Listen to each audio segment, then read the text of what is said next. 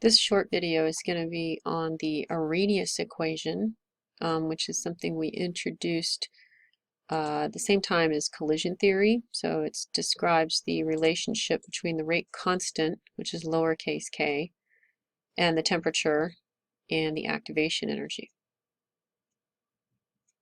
So if we put the Arrhenius equation on the screen, it's here. Lowercase k is my rate constant. It's the same rate constant that appears in all of my rate law expressions.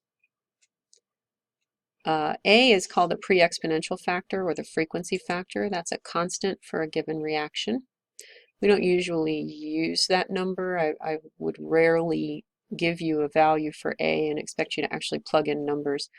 We're going to use this equation more not quantitatively but qualitatively to describe the relationship between activation energy or temperature and the rate constant or rate. So E is the inverse natural logarithm function. E sub A is the activation energy for a reaction. Capital R is the ideal gas constant in energy terms, and capital T is the temperature in Kelvin. So remember, activation energy is the minimum energy required for a reaction to proceed, and that is described using this free energy profile. It's the distance between the free energy of the reactants and the free energy of the transition state, which is the highest energy state. A large energy of activation is going to result in slow reactions because it's going to be really hard for the reactants to get up to the top of the hill.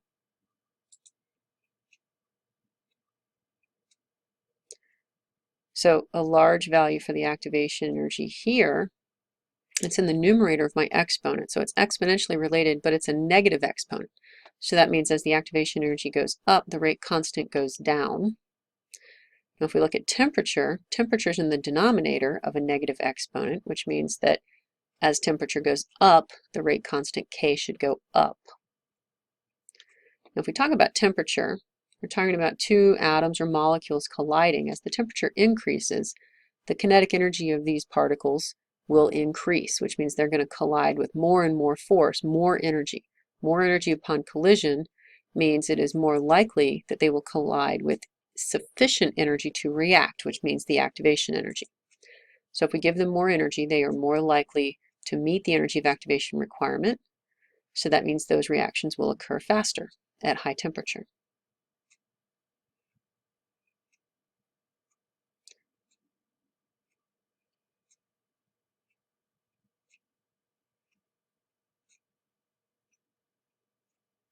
So high activation energy, big hill, slow reaction,